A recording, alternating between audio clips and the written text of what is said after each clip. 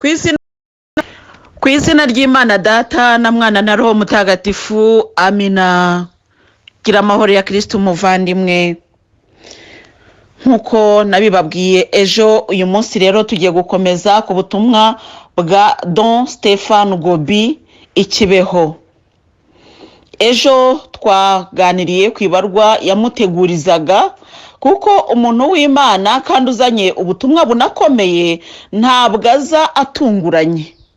Ubwo byabaye nko guteguza kugira ngo atazaza atunguranye, bityo ubutumwa ntibwumvwe na benshi. Nubwo yategurijwe gutya, ariko nabwo ntekereza ko hatabayeho benshi bagiye kumwakira. Harimo rwose abantu babyitabiriye, ariko hari n'abandi batanabimenye, hari n'abandi babisuzuguye babifashe nk'ibisanzwe. Ibyo rero bikatubwira yuko Nyagasani Yesu azarinda agaruka abantu bakibifata nk'ibisanzwe. Nta kintu na kimwe kizatera abantu ubwoba cyangwa se kizabavana mu byimbo, niba ariko navuga. Abantu burya bafite uko bakiriye ibintu byabo, bafite nuko babisetinze. Ubu niko tusigaye tubivuga mu Cyongereza, gusetinga ikintu, twabishyize no mu Kinyarwanda byabaye gusetinga. Abantu burya bagira ukuntu bishyiramo ibintu kandi ukaba udashobora kubibakuramo.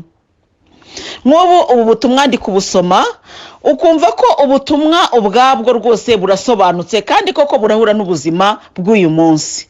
Ariko ntihabura umuntu uri bubwumve akavuga ati ibintu by'abagatolika baba bakabya Bikira Mariya aravuga. Ubwo ibyo bigahinduka iki?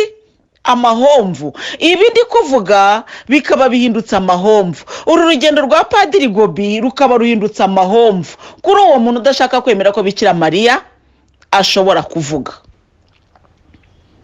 Ibi rero ni ibibazo Sekibi agenda atera abantu, mbese ikintu cy'ubuyobe kigenda kiza mu buryo bw'icyayenge. Bavuga ngo yangwe ibyo ngibyo ngo ni bya bindi, ngo abagatolika ngo barabeshya, ngo imitwe, mbese yanakumva n'ubu butumwa avuga ati nimunansakurize rwose, ibyo ngibyo ntabwo ari byo, umugore ni umusazi, Bikira Mariya ni ishusho. Ariko ntabwo ari byo, ntabwo ari byo, kuko inkomoko ya Bikira Mariya nubwo muri Bibiliya batayivuga ariko irazwi.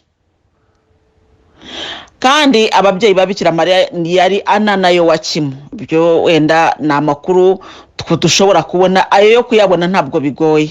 Ariko noneho kandi no mu gitabo cy'isezerano rya kera bahanuye umukobwa w'isugi uzasama inda. Ibyo byari bizwi, ndetse ni nacyo wa mugore waganiraga na Yezu kuri Samariya amubwiraga, avuga ati dutegereje uwo muhanuzi ukomeye, ni nawe uzabidusobanura byose. Bari bamutegereje kuko ryari isezerano, ariko ntibari bazi ngo rizasohora riciye hehe. Nubwo rero Yezu yariho, ariko ntibyabujije ko uwo mugore wo kuri Samariya yaganiraga na Yezu atazi ko ari we, atanemera ko ari we. Bivuga ngo Yezu yaravutse, agejeje iyo myaka yo kuganira n'uwo mugore wo kuri Samariya, uwo mugore ataramenya ko umukiza yahageze deja. Bavandimwe rero, ndashaka kubabwira nti kwemera kw'abantu kuragoye, kandi ntawe uzakubitirwa kwemera. Kwemera rwose ntabwo ari agahato, ushobora kubyumva ukabyemera cyangwa ntubyumve, n'uburenganzira bwawe. Nta nubwo uzabibazwa utarabimenye, ariko kandi ntuzabura gucirwa urubanza kubw'ibyo wakabaye waramenye. Ni ukuvuga iki? Cyo nshaka kuvuga, ijambo rigororotse rirahari. Ubu butumwa bugenda buza kudufasha kurushaho kujya muri ya nzira igororotse, bukagenda budufasha kurushaho gukiranukira Imana. Nutega amatwi icyo bukubwira, uzarushaho kuba mwiza. Nutabutega amatwi, ubwo uzikomereza mu nzira zawe. Ariko kandi Nyagasani ntabwo azakubaza ngo kuki utumvise ibya Stefano Gobbi, ntabwo wabimenye. Ariko noneho se ibyo wamenye byakumariye iki? Azana kubaza ati ese kuba utarabimenye byatewe n'iki? Nuko ubwo butumwa utigeze ubwumva, cyangwa nuko wabupinze?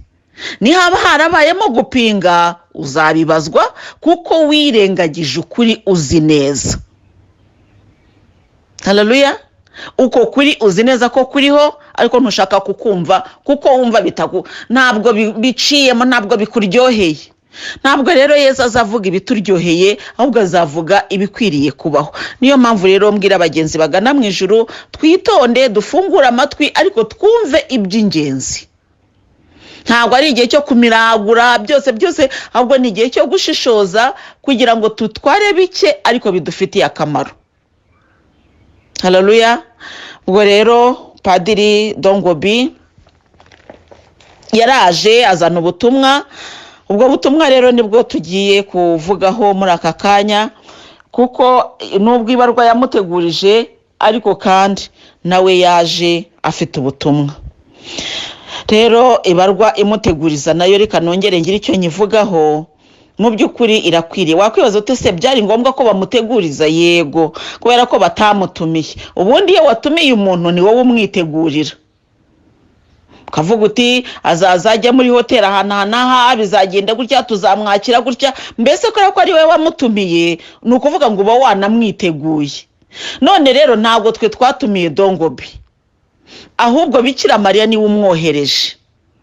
Kubera ko Bikira Mariya umubyeyi wacu ari umwohereje, rero yanohereje ibarwa yo kumuteguza ati uyu muntu ugiye kuza ni umuntu ukomeye kandi byababwira mu byumve. Ntabwo ari igitangaza rero gutegurizwa, kuko na Yezu Yohani Batista yaramutegurije avuga ati impamvu rero Yezu Yohani Batista yamutegurije ni uko isi itigeze itumira Yezu.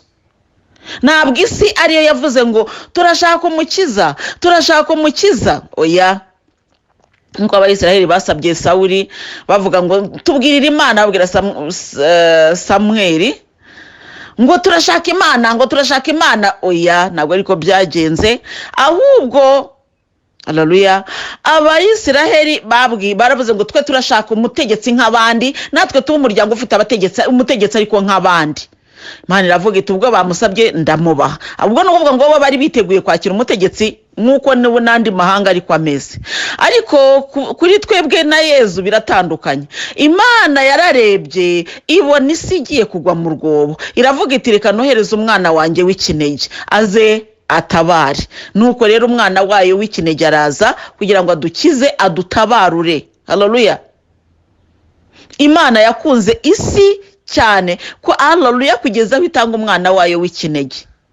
Ibyo ngibyo turabizi. Ubwo mba ndi gusubiramo amagambo yanditse muri Bibiliya. None rero mugenzi ugana mu ijuru, Yezu Kristo nitwigeze tumutumira, we yaraje kubera urukundo. Yezu Kristo nitwigeze tumuhamagara, we yaraje kubera urukundo. Haleluya. Kandi noneho kubera ko yaje ntabwo twamwakiriye neza. Niba ari uko yaje tutamutumiye, ntabwo twamwakiriye neza. Ni nayo mpamvu yavuze ati urumuri rwaje mu mwijima ariko umwijima wanze kurwakira. Arongera we ubwe arivugira ati inyamaswa zigira amasenga n'imyobo zibamo, ariko umwana w'umuntu yabuze aho arambika umusaya. Ntabwo agira aho aba kuko batashatse kumwishimira no kumwakira.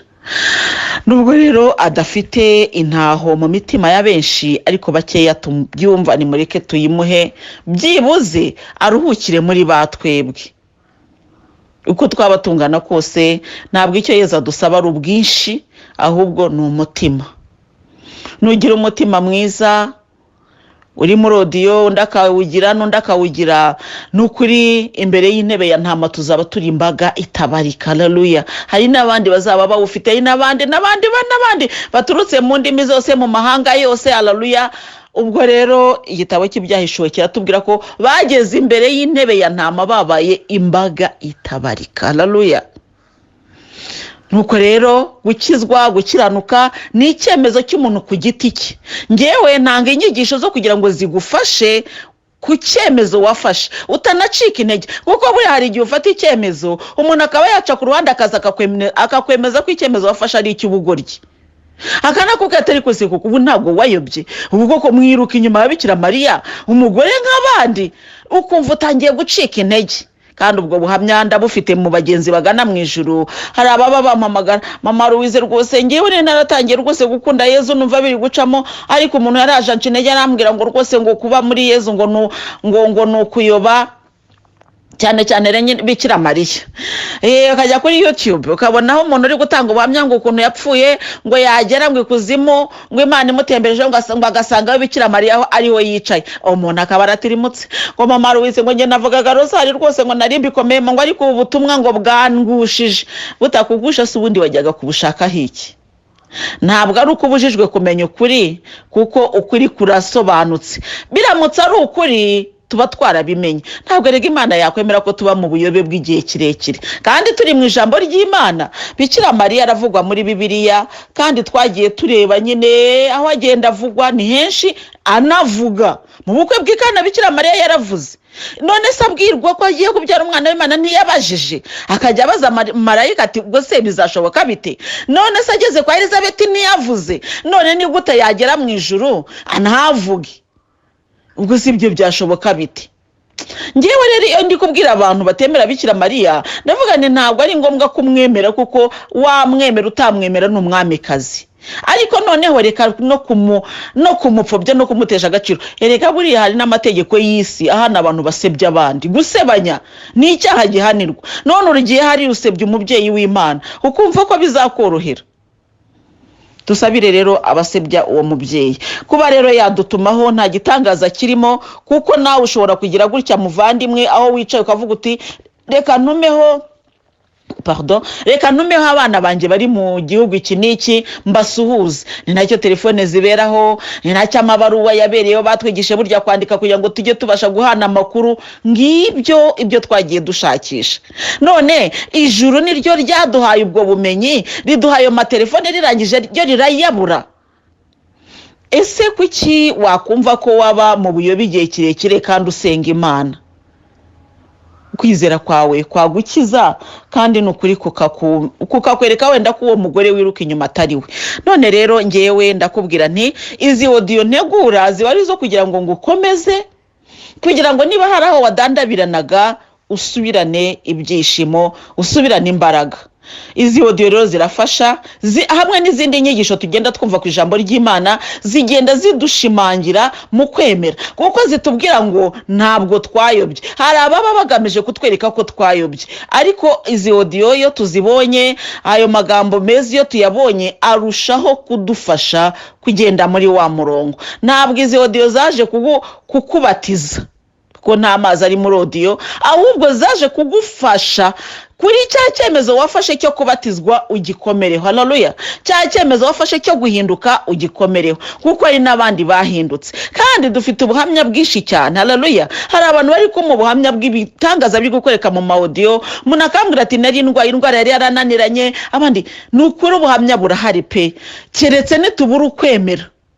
N'ubuhamya bwo tuzabuhorana. Imana izadukiza kandi Imana izatugirira neza. None rero bagenze tugana mu ijuru, reka nayo kuguma kubatera amatsiko mbasomera ubutumwa Gobbi yazanye. Hari ku itariki ya 4 z'ukwezi kwa 10 mu mwaka wa 2008. Gobbi yaravuze ati ubwo ari Kibeho, Bikira Mariya arabakunda, mbazaniye impano ikomeye y'urukundo iri mu mutima we utagira inenge. Impamvu ndi hano ni ukubafasha kwiyegurira umutima utagira inenge wa Bikira Mariya. Mwemere mwinjire mu mutima we, abari iruhande, abatwara mu biganza bye, abatwikiriza igishura cye, ashaka ko abera ibyishimo ubuzima bwanyu. Bikira Mariya yababaranye namwe, yariranye namwe, ubarashaka kwishimana namwe. Ibyo turi kubyumva, yababaranye natwe. Haleluya. Reka ngasubiremo. Bikira Mariya yababaranye namwe, yariranye namwe, ubarashaka kwishimana namwe. Ni ijambo rikomeye. Bikira Mariya yababaranye namwe, yariranye namwe, ubu arashaka kwishimana namwe. Haleluya. Ibyo twasangiye aravuga ati rero bana banjye mwarababaye ndabizi, mwararize nari kumwe namwe ndabizi. haleluya. Twibuke yuko yavuze ati dore ndi umuja wa Nyagasani, ibyo uvuze bingirirweho. Umuja rero wa Nyagasani aba ari umuntu ukomeye cyane mu bwami bw'ijuru, ariko mu ijuru ni umuja wa Nyagasani. Ni umuja rero ushobora gutumwa ku bantu, noneho yatumwa ku bantu akaza mu buryo bw'urukundo dukunda, agatuma abantu nyine. Ni umuja wa Nyagasani, niwe wabyivugiye, ntabwo ari amagambo mpimbye. Umuja wa Nyagasani rero ni ukuvuga ngo ni umukozi w'Imana, ariko wemera ko aciye bugufi, wemera ko nta jambo yakabaye agira atabihawe n'uwamutoye.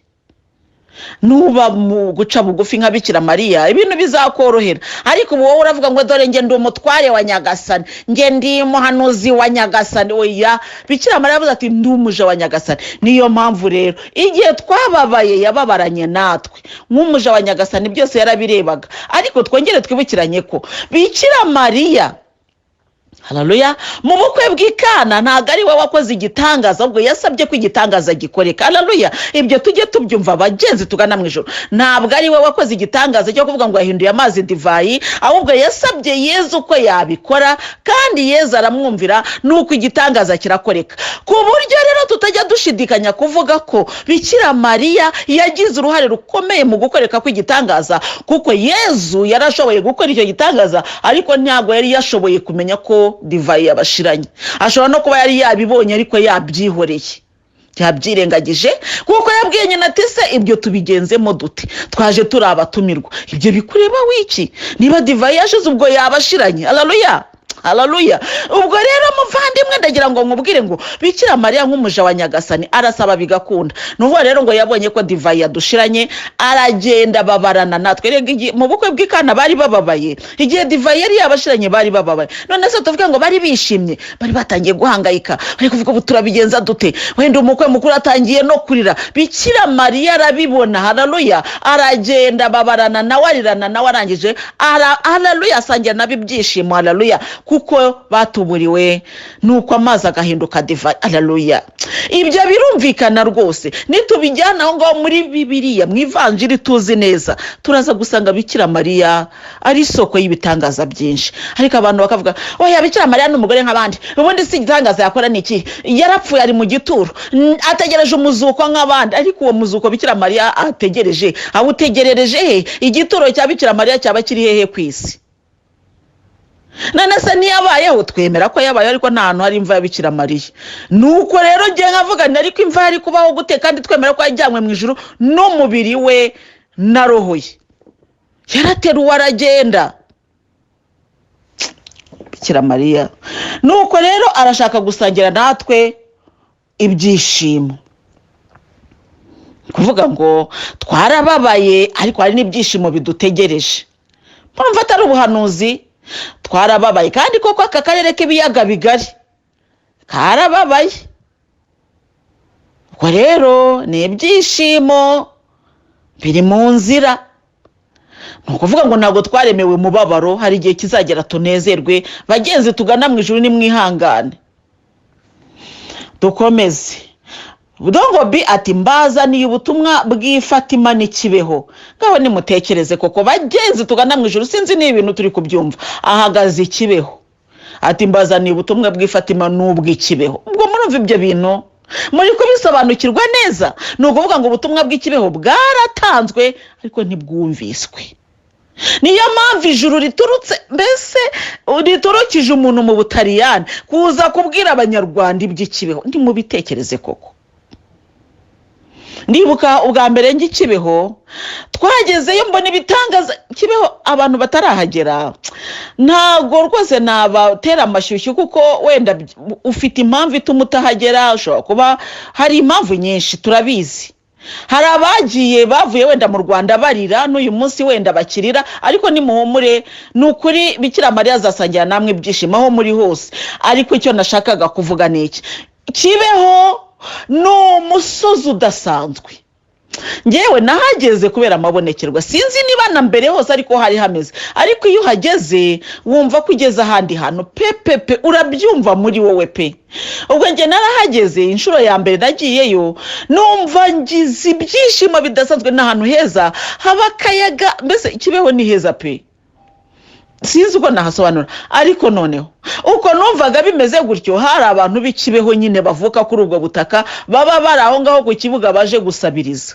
abo rero iyo wafashwaga uri gusenga uri kurira, wabonaga bakureba mu maso bibaza wabaye iki, ninde wagukozeho.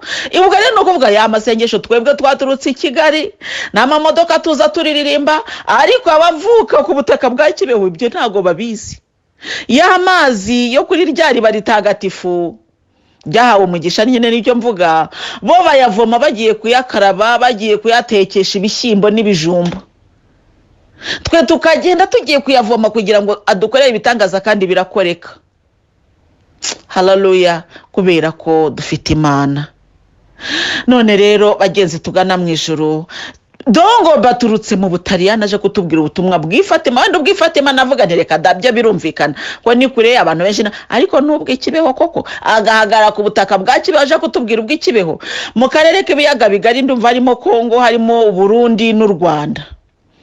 ubonye nihagara muri Kongo ati mbazaniye ubutumwa bwa Kibeho, byari kumvikana. agahagarara I Burundi ati mbazaniye ubutumwa bwa Kibeho, byari kumvikana. ariko ni Kibeho muri shapeli ya Kibeho, iriya shapeli y'amabonekerwa, Gobbi yahagazemo. ngewe iyo filime narayibonye, hari akavideo nabonye Gobbi yahagazemo avuga ubu butumwa. ubwo yatanze ubutumwa bumwe aho yagendaga hose, cyangwa se wenda butandukanye, ariko ngewe ubwo ndi gusoma n'ubwatanzwe mu Rwanda hari.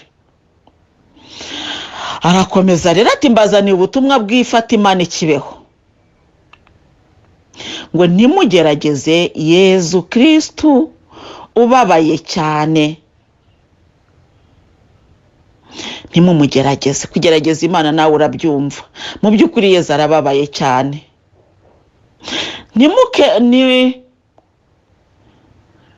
ntimutirimuke, mubeho nk'abatagatifu mukurikiza amategeko y'Imana. ntidugahemuke, tubeho nk'abatagatifu dukurikiza amategeko y'Imana. Bikira Mariya arashaka ko Yezu asengwa, asingizwa mu Rwanda hose. Yezu Kristo ni Imana yawe, umukiza wawe, urukundo rwawe. Yezu Kristo arashaka gusingizwa mu Rwanda hose. ubu si ubwo mu Rwanda, wenda ubwo muri Kongo aravuze ati gusingizwa muri Kongo hose, simbizi. I Burundi gusingizwa I Burundi hose, ubwo ndi gusoma ubwo mu Rwanda, ariko bureba isi yose nyine. mu Rwanda hari amadini y'ibyaduka atsitaza ukwemera kwanyu. Bikira Mariya arababwira ati bana banjye, nimugume muri Kiliziya yashinzwe na Yezu Kristu, imwe rukumbi ntagatifu, ishingiye ku ntumwa, ifite Petero ho papa. kuvuga ngo hari amadini y'ibyaduka kandi koko ni menshi, ariko arabatungira urutoki ati mugume muri Kiliziya Gatolika.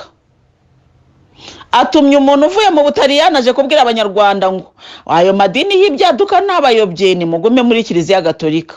kandi koko abantu benshi barayobye, ndetse biyambura n'amasezerano bari bafite Bikira Mariya yari yarabahaye. nshuti zanjye, reka twiyegurire umutima utagira inenge wa Bikira Mariya, abasaseridoti ndetse n'abakristo bose. nubwo nshaje mfite imyaka 78, Bikira Mariya yarambwiye ati emera ngutume, ngutware mu biganza nk'umwana muto, maze ujye mu Rwanda, muri RDS muri Kongo no mu Burundi, maze biyegurira umutima wanjye utagira inenge, uzabaha impano ikomeye y'amahoro. uzabaha impano ikomeye y'iki y'amahoro. Ni ukuvuga ngo nta mahoro nubwo twebwe twagaragara ko tuyafite, ariko nta mahoro niba tutavuye mu byaha. Reka nta mahoro y'umunyabyaha, tuve mu byaha rero tubona amahoro.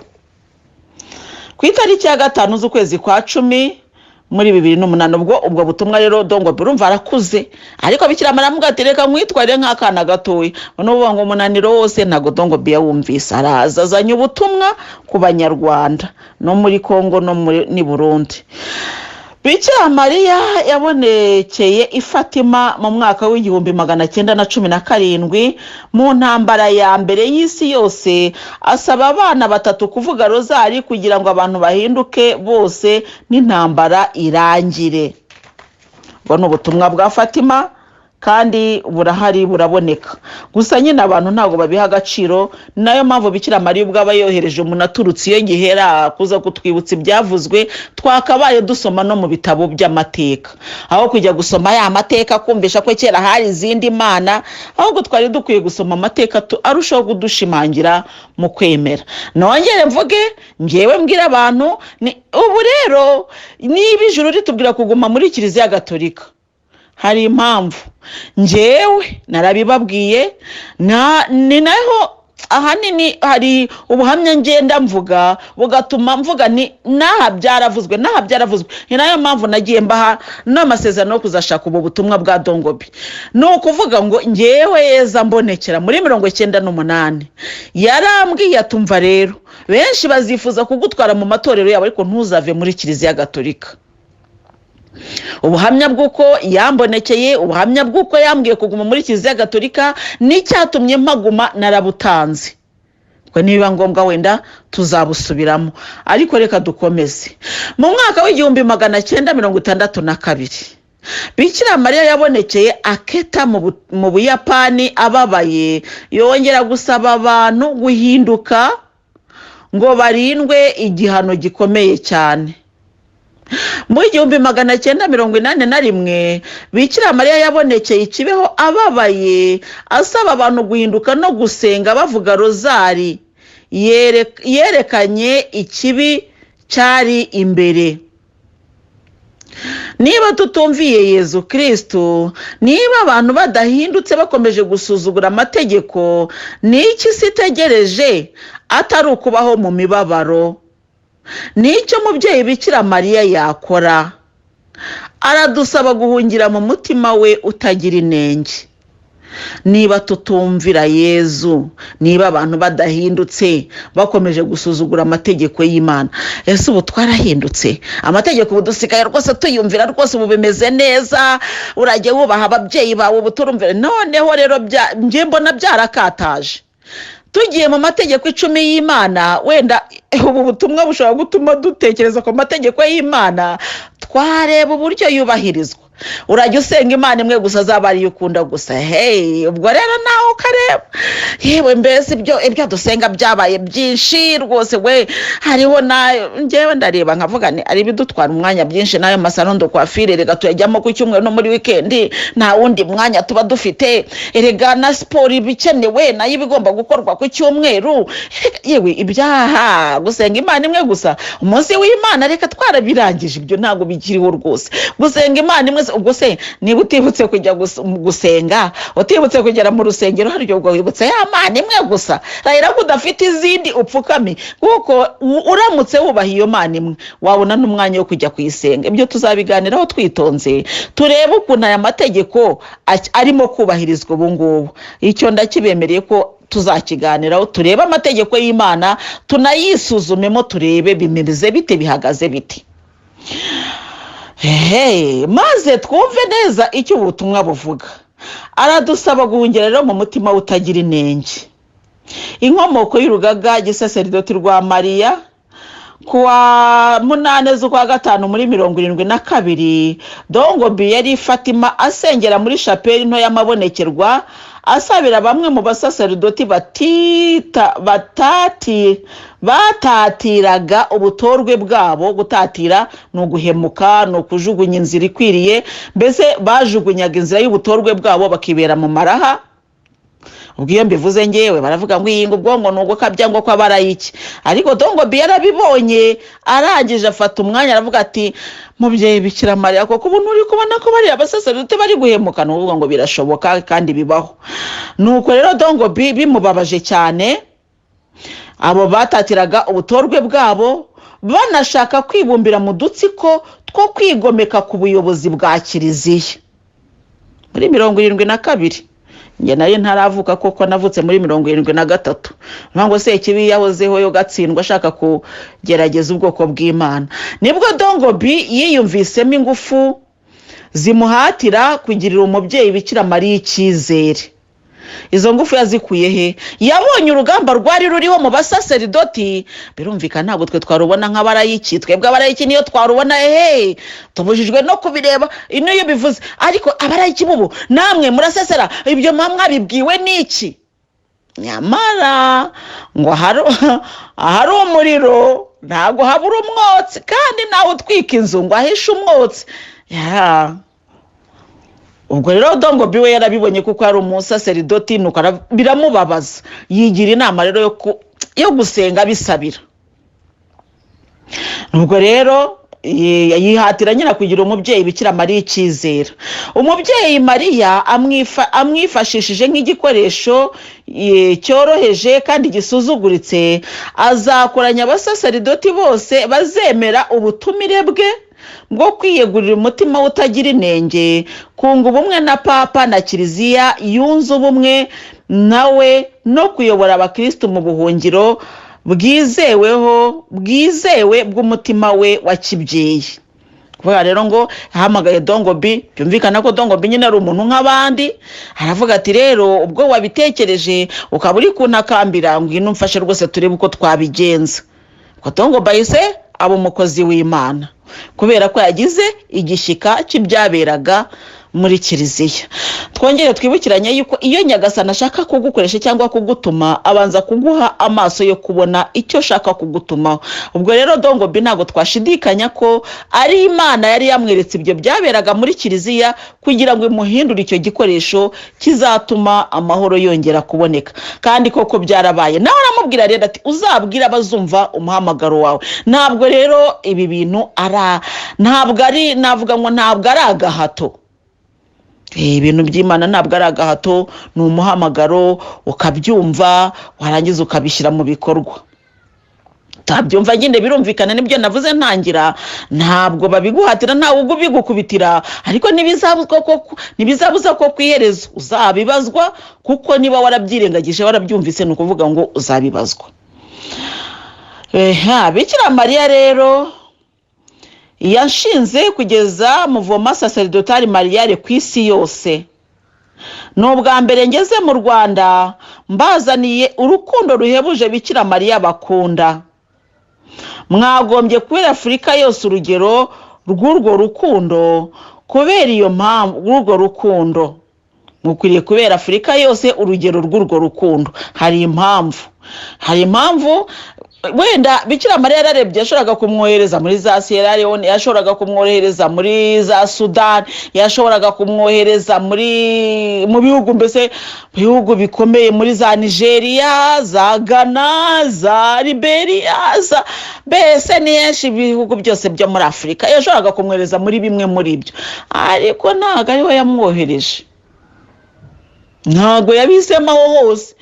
Yararebye akantu buriya rero u Rwanda ku ikarita, u Rwanda n'u Burundi ku ikarita y'isi nta akadomo, nta akantu, mbese ni gato, ariko kakangana kose mutima wa Bikira Mariya urakazi rwose kandi uranagakunda, ndetse n'amarira yakabayemo yarayabonye, n'intambara zigahoramo akazibona, kandi n'amarira akarirana n'Abanyarwanda, akarirana n'Abarundi, akarirana n'Abanyekongo. Wenda twavuga tuti Kongo yo nini wenda yarayibonye, ariko se utwo tuvugo dutoya, ariko aradukunda shenge, aradukunda kuko rutwe. Haleluya. turi mu mutima utagira inenge wa Bikira Mariya neza turi ku isi. Erega nubwo ari agahugu gato ariko harimo abantu turimo haleluya kandi turamukunda arabizi. Tuvuga rozari nituzamura rozari rero aka gahugu gato kazaba runini bazavuga batari ahantu ku isi bavuga rozari bati ni mu gahugu gato. Abanyarwanda bose cyangwa abaturage b'ako gahugu cyangwa b'utwo duhugu bose bavuga rozari, bihita biba ibihugu binini mu maso y'Imana. Ntabwo rero ubuto bwacu ntabwo ari icyaha, si n'ikibazo, si twe twanabigennye, ahubwo ikibi nuko twaba bato mu buryo bw'isi na bato mu buryo bw'ijuru. Bato ni ukuvuga abatari bato b'abana, ahubwo bato ni ukuvuga batagira ukwemera, mbese bataye. Ibyo ngibyo rero nibyo byaba ari bibi. Dukomeze rero. Bikira Mariya rero ndabasaba gusenga muvuga rozari ngo mumfashe guhindura isi, muyivuga buri munsi, mukora senakire ni amasengesho y'aba Mariyare hari ubwo ngubwo. Ni amasengesho naho bahuriraga basenga, mbese bakora iryo sengesho ryabo. Uyu munsi mwabonye ingabire ikomeye ivuye mu mutima utagira inenge kuri aka gahugu gato ariko kanini ku bukristo gatolika kisunga Bikira Mariya. Si ibyo navugaga, ni gato ku ikarita ariko ni kanini mu gusenga. Nanjye nzatwara abanyarwanda mwese mu mutima wanjye, mbasabira umutima utagira inenge ya Bikira Mariya ikintu gikomeye: amahoro, ukwizera n'ibyishimo. Ibi bintu turabikeneye, amahoro, ukwizera n'ibyishimo. Amena. Nimugire umutuzo. Izuba riramurikira u Rwanda rwose. Iryo zuba ni umutima utagira inenge wa Bikira Mariya. Ndabakunda cyane. Imana iguha umugisha rwose Gobbi. Ubwo rero yavuye inaha ngaha, ntabwo nzi imyaka yashize ariko ndatekereza ko ibaye myinshi ntabwo yarenga 2, nuko ahita yipfira. Ubwo niyumva ko yadutwaye mu mutima utagira inenge ya Bikira Mariya, yaragiye aravuga ati mvuyeyo. Ntekereza ko iki gihugu, mbese aka karere k'ibiyaga bigari, ntabwo mbizi ubutumwa bwa Gobbi aho sindi guhamya, ariko ntekereza yuko aribwo butumwa bwa nyuma yakoze, kubera yari afite intege nke kandi arwaye. Ntekereza ko aribwo butumwa bwa nyuma yakoze, aragenda ararwara nuko aritahira, ariko agenda birangije. Agenda turi babucura mu mutima utagira inenge ya Bikira Mariya. Yavuze ati agahugu gatoya ariko kanini ku bukristo gatolika kisunga Bikira Mariya. Urumva ntabwo ari gato mu buryo busuzuguritse, oya, wenda kanakennye nabyo ntacyo bitwaye, ariko gakize mu mutima wa Bikira Mariya. Haleluya. Ibyo nibyo bikomeye rero. Ubwo rero tugiye gukomeza iki kiganiro, gishobora kuza gutinda, ahasigaye ntabwo ari hanini, ariko reka tuhasome vuba vuba. Ikiganiro n'abayobozi ba Muvoma Sacerdotale Mariale. Nubwo mu Rwanda Muvoma Sacerdotale Mariale yahuye n'ibibazo bikomeye, noherejwe na Bikira Mariya kugira ngo mbafashe kuyigeza hose. Muvoma Sacerdotale Mariale nayiherewe mbere na mbere abasacerdoti. Bikira Mariya yarambwiye ati, ni igikorwa cyanjye, wowe ndagusaba gusenga, kubabara, kwitanga no guceceka. Mu kuyikwirakwiza mu mpande zose z'isi, Bikira Mariya yakoresheje ubutumwa yambwiraga bukubiye mu gitabo cy'ubururu. Igitabo cy'ubururu nicyo nababwiye ejo, cyitwa Livre Bleu. Iyo Livre Bleu rero ikaba irimo amabanga menshi ya Gobbi, amagambo menshi Bikira Mariya yamubwiye, mbese ni igitabo kiri mu buhanuzi bukomeye cyane. Icyo nabonye kiri mu Gifaransa, wenda ntekereza ko n'icyo mu Cyongereza gihari, abakibona bagisoma bakumva icyo Bikira Mariya atekereza ku basacerdoti. Cyane cyane nibo yatumagaho abasacerdoti, abihaye Imana, mbese kiliziya. Arabasaba inshingano, icyo asaba inshingano z'urugaga gisaserdoti rwa Mariya. Kwiyegurira umutima utagira inenge wa Bikira Mariya ni icyambere. Kunga ubumwe na Papa na Kiliziya yunze ubumwe nawe ni icya kabiri. Icya gatatu ni ukuyobora abakristo mu buzima bwo kwiyegurira Bikira Mariya mu makoraniro y'isengesho ry'abana, urubyiruko n'imiryango. Nibyo ngibyo muvoma sacerdotale mariale igamije.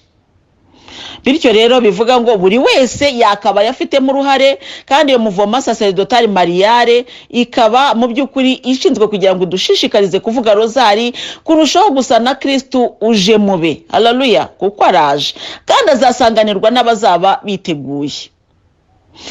Kwiyegurira umutima utagira inenge wa Bikira Mariya, ibyo tuzabiganiraho ejo, kuko nabyo birakwiriye ko tubimenya, ariko tukamenya tutihuta. Ntavuga ngo ayiwe ngo umwanya none urarangiye, ngo noneho ngo diyo ngo rwose oya.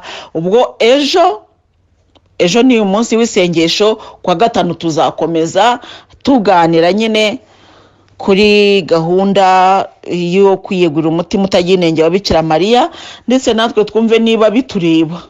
Biramutse bitureba ubwo natwe tuzabikora, nibiba bitatureba cyangwa twarabikoze ubwo ariko tunabimenye, turushaho no kubyibuka.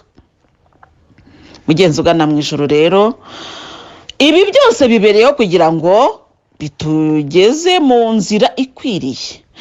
Nongere nsubiremo amagambo navuze ejo, n'uyu munsi nkaba nongeye kuyasubiramo. Nyagasani Yezu yanyohereje nk'akarumbeti ka 7, kandi ako karumbeti ka 7 karavugwa mu byahishuwe. Ni umutwe wa 11 murongo wa 15 kugera ku murongo wa 19. Umumarayika wa 7 nawe avuza akarumbeti ke, nuko amajwi yumvikanira mu ijuru, avuga aranguruye ati, ingoma y'isi yeguriwe umwami wacu na Kristo we, akazima ingoma uko ibihe bizahora bisimburana iteka. Erega dushatse twanahagarikira. Haleluya.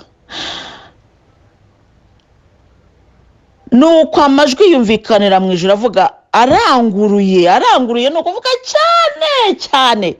Buri gihe rero hari abantu bajya bambwira bati rwose abantu batanga ubuhamya, rwose nabyo mbivugeho mvuze mu kurangurura. Abantu batanga ubuhamya bati bajya bavuga nkawe uvuga uranguruye, ariko se ubundi muvuga mwongorera kubera iki Imana yakoze yagikoreye ku mugaragaro, ko kikunejeje kikaba cyuzuye umutima wawe, kuki utakivuga uranguruye? Rangurura ubwire haleluya abantu uti byarabaye kandi byabaye ku mugaragaro. Haleluya. Haleluya.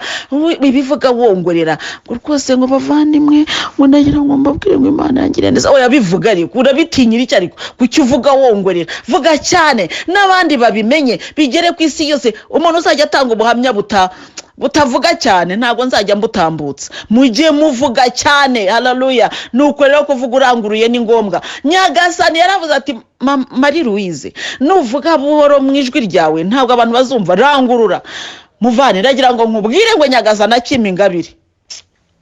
N'ubu ngubu kandi ntabwo ari kuvuga ngo byararangiye. Iyo ashatse ko mvuga cyane nshobora kuvuga nkarusha n'akarumbeti, kandi ndi gukoresha ijwi ryanjye, nta bindi bintu nashyizemo. Nashyizeho iyo mikoro kuko haleluya, hari mikoro Imana yashyize muri twebwe kandi igomba kurangurura ikabwira abantu. Nuko rero akarumbeti karavuga ngo avuga aranguruye ati, ingoma y'isi, haleluya, yeguriwe umwami wacu na Kristo we. Ingoma y'isi ni iyihe? Ubutegetsi bw'isi, ubutware bw'isi. Haleluya. Ibi ngibi byajyaga biduhenda ubwenge, byose bigiye byeguriwe umwami wacu na Kristo we. Haleluya.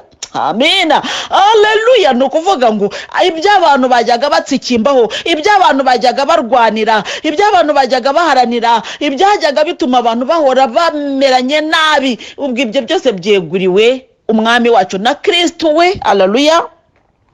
Akazima ingoma uko ibihe bizahora bisimburana iteka. Nuko ngo azima ingoma ibihe byose, ntabwo ingoma ye ntabwo izagira iherezo. Haleluya. Ntabwo izahanguka n'izavaho, ntabwo ari byayi yo kuvuga ngo ingoma y'igihe gitoya, ntabwo ari y'imyaka, ntabwo ari manda tumuhaye, oya, ibihe byose. Amina. Haleluya.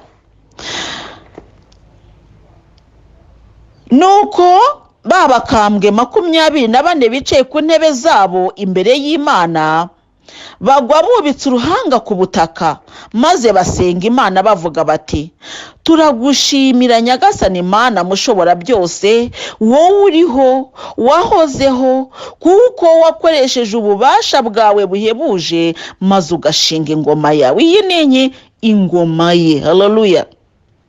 Amahanga yari yarakaye ariko uburakari bwawe buba ari bwo bwigaragaza.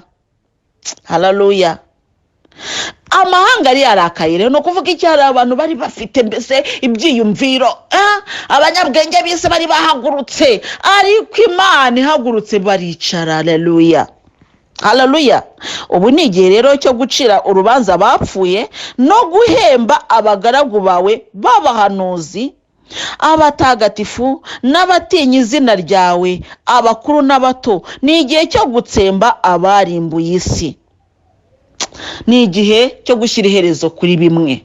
Ni igihe cyo kurangiza imibabaro. Ariko muri kubyumva koko, ni igihe cyo kurangiza iyi mibabaro. Ni igihe cyo kugira ngo ibi biduhangayikije erega turi kandi buri genda bibabwira abavandimwe turi gukina match finale, mwakwihanganya ariko tugatsinda. Ntabwo nzi ngo ni ryari azaza, witariki nayo nzi n'umwaka nawo nzi, ariko iyo mbona nuko nambwira ati birihutirwa nyaruka, yewe nza nihuta. Nuko ingoro y'Imana yo mu ijuru irakinguka. Haleluya. N'ubushyinguro bw'isezerano bugaragarira mu ngoro yayo. Ubwo haba imirabyo, urusaku n'imihindagano nk'iyi nkuba, umutingito w'isi n'urubura rukaze. Ubwo rero byari bitangiye birangiye. Rero muvandimwe, mbere yuko uyu mutingito w'isi ibiki byose ibibije watitirana n'ubwo uzaba uri gusenga. Niyo mpamvu nabwo nimusenge mugifite gusenga, nimushaka uhoraho igihe kiboneka, nimumwiyambaza kiri hafi mwa bantu banje mwe. Haleluya. Abagenzi tugana mu ijuru nimureke dushaka uhoraho bigishoboka. Ariko reka nongere mbaririmbire, nimushaka uhoraho igihe kiboneka, nimumwiyambaze akiri hafi. Ya ndirimbo ni nk'ubwa 10 na kenshi nyiririmba, kandi ariko buriya nubwo nayirimba 4 5 6 7 8 hari inshuro Nyagasani we yabaze akavuga ati indirimbo numara kuyirimba inshuro izi niziza uzaba urangije. Ntabwo ngewe nzizi, ariko nta jambo na rimwe risohokera ubusa mu kanwa k'Imana. Haleluya. Bityo rero mugenzi ugana mu ijuru, ndizera kubyumvise neza, bisobanuro hawe birakunejeje, kandi tuzakomeza kugenda tuganira. Rega ntabwo ijambo ry'Imana risaza, tuzajya turisubiramo uko duhuye n'ingingo idusaba gusubira tusubiramo. Ntabwo dufite ubwabo bwo gusubiramo, nta kitwirukansa, tuzakomeza gusubiramo kugeza igihe tuzabirangiriza. Ni ibyacu, nta kitwirukansa, turi kumwe n'umugenga w'ibihe, niwe utwicaje twiyigishiriza, kandi no kuri tukomeze twige neza. Imana rero iduha umugisha abagenzi tugana mu ijuru, twe kurangara, kuko igihe turimo birashoboka ko wagize igihe cyo kurangara, ariko ngewe ntabwo nazanye ubutumwa bwo kukubwira ngo komeza wirangarire. Oya, yarambwiye ngo umukiranutsi akomeza akiranuka, umugira nabi akomeza agire nabi, nakazi ke, ariko buri wese abe mu ruhande agomba kubamo. Ntabwo rero naje kukubwira ngo umunyabyaha igumire mu byawe, ya naje kukubwira ni wakiranutse se ko bishoboka. Ngewe ndi guhamagara abantu ngo mukiranuke, ntabwo ndi kubahamagara ngo nimusinzire ngo buri wese aho ari ngo niba uri mu cyondo iryamire. Oya, ndakubwira ni kwaje ariko uko bigishoboka. Nyamara ariko ntitwibagirwe ko ari abaje gukomanga ku bwato. Nuwakababwira ati ntabwo ari nge wafunze inkuge, ariko igihe babwiraga ati nyamara inkuge rwose mwaje mbese bati ariko ase wowe no rwose nawe byawe byarakuyobeye. Ariko imaze gufungwa batariko rwose we batariko rwose buko nowa ntabwo wadufungurira koko bagakomanga bazi aba inshuti ze wenda bamuhaye inka cyangwa abo yayihaye. Nowa ntabwo wamfungura ati yo ati ntabwo ari nge wafunze, kandi koko ntabwo ari wowe wafunze rwose, ariko Nyagasani yarafunze, hari igihe azafunga. Kandi ntabwo yigeze avuga ngo bagenzi rero ngo baturage ngo mutuye ngo aha ngaha ngo ngiye gufunga. Reka kuko bari barabwiwe. Umukungu yageze mu ijuru, nako nyuma y'ubu buzima ubwo nicyo nashakaga kuvuga. Ageze hirya yahajya hababarirwa, arebye hirya kure abona Lazaro w'umukene ari kumwe na Aburahamu. Aramubwira ati mubyeyi Aburahamu koko wambabariye ukabwira Lazaro basaga kuza urutoki rwe mu mazi rwose akabobeza ururimi rwanjye komeye. Ati ntago byakunda, basi se none mwohereze hajye mu banjye babwire rwose ko ibintu tubamo rwose birakomeye, abantu bihangane batazazanga ahandi. Ati shwi ntabwo asubirayo, bafite musa n'abahanuzi ntibabumvire. Mbese muvandimwe ugana mu ijuru uribwira ko hari undi uzagaruka kuza kukubwira ibiri imbere y'ahangaha, ariko mujye mutinya ahantu abantu bajya ntibagaruka kutubwira ibyo babonye. Ngo wenda umuvandimwe umubyeyi yagiye agukunda, inshuti yawe yagiye igukunda, ariko nigeze igaruka ngo ikubwire ngo ariko ngo waruzi ibyo nabonye niyo yagaruka mu nzozi, anagarutse ari muzima abantu bakwiruka. Kubera iki? Byaba ari ibintu bidasanzwe. None rero ndagira ngo mbabwire ngo mwishaka kwemezwa n'ibidasanzwe nimwemere bigishoboka. Imana iduhe umugisha kandi dukize ikintu cyitwa gushidikanya no gupinga. Ku izina ry'Imana Data na Mwana na Roho Mutagatifu. Amina.